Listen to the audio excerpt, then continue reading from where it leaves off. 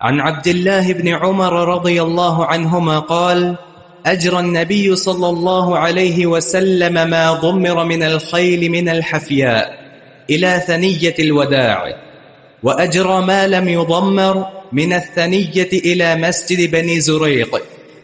قال ابن عمر: وكنت في من أجرى.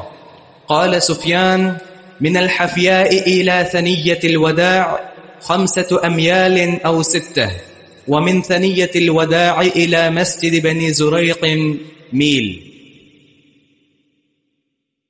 یہ بھی ایک جہادی تربیت کا حصہ ہے جو نبی علیہ السلام اس کا اہتمام فرمایا کرتے تھے، گھوڑوں کی دوڑ کا.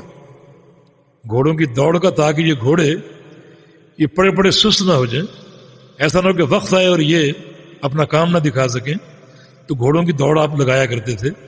گھوڑوں کی 2 قسمیں، ایک ہے مزمر گھوڑا اور ایک ہے غیر مزمر.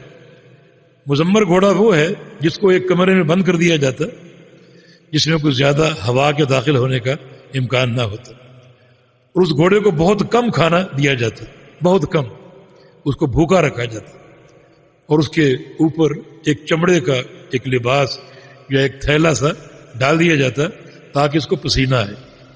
کھانا کم ہو تاکہ اس کی چستی اور چالاکی یہ قائم رہے، اور پسینہ اس کا بہے تاکہ اس کا جسم مضبوط ہو پسینے کے بہنے سے، اور اس کا گوشت اندر سے خشک ہو. خشک ہوگا تو زیادہ دوڑے گا اور زیادہ یہ ہمت اور نشاط سے کام کرے گا. یہ مزمر گھوڑا ہے. اور ایک غیر مزمر گھوڑا جو کھا رہا ہے، پی رہا ہے، اور اس کی تضمیر آپ نے نہیں فرمائی، اس کو بھی صرف کھلایا جا رہا ہے اور پلایا جا رہا ہے. یعنی تضمیر کی شکل یہ ہے کہ پہلے اس کو کھلایا جائے اور پلایا جائے، کھلا پلا کر پھر اس کو کچھ عرصے کے لیے، مہینہ 2 مہینے کے لیے کمرے میں بند کر دیں، اس کو زیادہ بھوکا رکھیں، پسینہ اس کا نکلوائیں تاکہ اس کا گوشت جو ہے وہ تری کی بجائے خشکی کی طرف آ جائے، اور اس کا جسم جو ہے وہ موٹاپے کی بجائے باریکی کی طرف آ جائے. اس کا دوڑنا جو ہے وہ آسان ہو اس کے لیے اور خوب تیز دوڑے. یہ مزمر گھوڑا ہے. اور غیر مزمر جو بھی صرف کھانے پینے کے مرحلے میں کھا پی رہا ہے، تو نبی علیہ السلام جو ہے جو مزمر گھوڑوں کی دوڑ لگاتے. یہ مزمر کی غیر مزمر کے ساتھ نہیں، بلکہ مزمر کی مزمر کے ساتھ اور غیر مزمر کی غیر مزمر کے ساتھ. لیکن فاصلہ آپ اس کے مطابق رکھتے. مزمر گھوڑے اگر آپ دوڑاتے تو ان کا فاصلہ 5-6 میل ہوتا، اور غیر مزمر دوڑاتے ان کا فاصلہ 1 میل ہوتا، کیونکہ اب اس کو تیار کر رہے ہیں تضمیر کے لیے. جب وہ تضمیر کے بعد تیار ہو جائے گا تو وہ بھی زیادہ بھاگ دوڑ سکے گا. تو اس طرح آپ دوڑ لگایا کرتے تھے، اور صحابہ ان کی پشت پر بیٹھ کر دوڑاتے تھے تاکہ صحابہ بھی سست نہ ہو جائیں اور ان کا بھی ایک تیاری بحال رہے، اور گھوڑے بھی سست نہ ہو جائیں، ان کی تیاری بھی بحال رہے.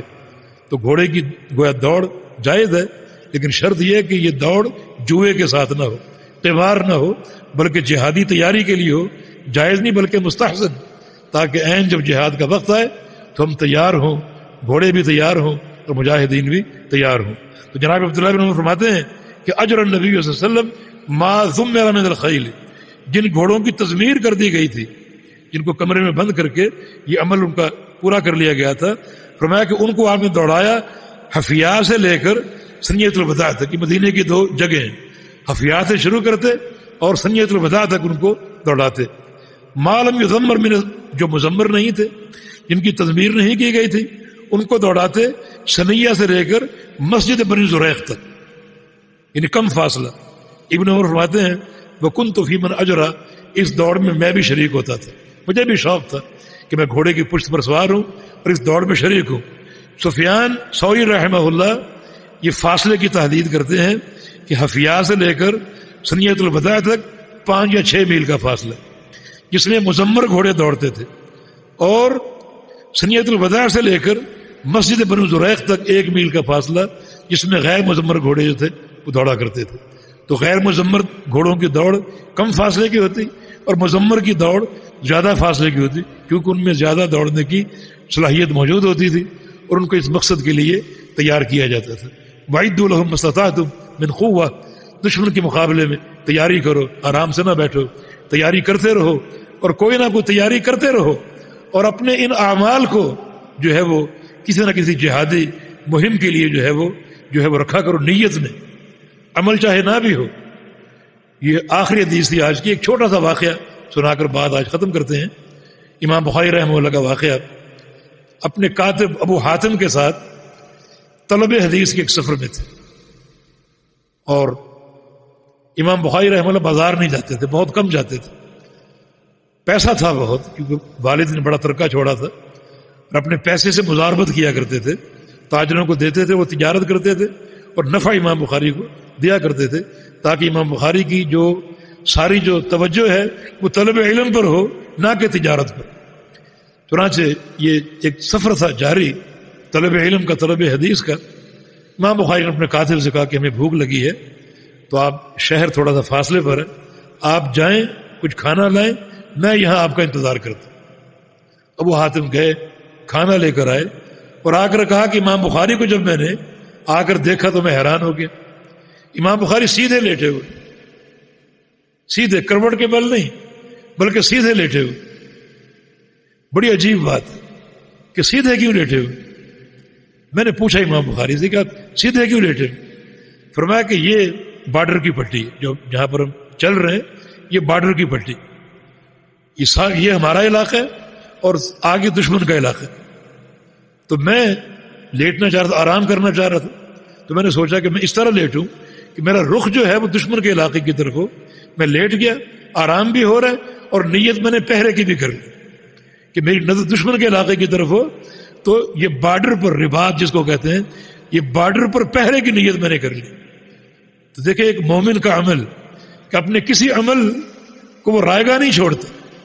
باقی ایک نقطہ رہ گیا کہ ابو حاتم امام بخاری کو سیدھا لیٹے ہوئے دیکھ کر حیران کیوں. اللہ اکبر, بڑا اس میں ایک نصیحت ہمارے لیے. انہوں نے جب بھی امام بخاری کو دیکھا دائیں کروٹ سنت کے مطابق لیٹے ہوئے دیکھا. آج پہلی دفعہ سیدھا چٹ لیٹے ہوئے دیکھا, پہلی دفعہ کہ امام بخاری ہر عمل میں سنت کی اتباع کرنے والے. تو آج سیدھے کیوں لیٹے ہوئے, لیکن سیدھے لیٹنے میں جو تھا وہ ایک رمز تھی, تاکہ انسان دشمن کے علاقے کی نگرانی بھی کرے, اور اگر دشمن کوئی آ بھی جائے سیدھا لیٹا ہو تو اٹھنا آسان ہوتا ہے. ان مقاصد کے تحت. اور ابو حاتم کی حیرت کہ امام بخاری تو ہمیشہ سنت کے مطابق دائیں کروٹ پر لیٹتے ہیں, آج خلاف سنت کیوں لیٹے ہوئے. تو اللہ تعالی ہمیں بھی منہج محدثین کے مطابق دین کو سمجھنے اور رموز کو پہچاننے کی اور سنت پر عمل کرنے کی توفیق عطا فرمائے. اقول قولی هذا واستغفر الله لي ولكم واخر دعوانا الحمد لله رب العالمين.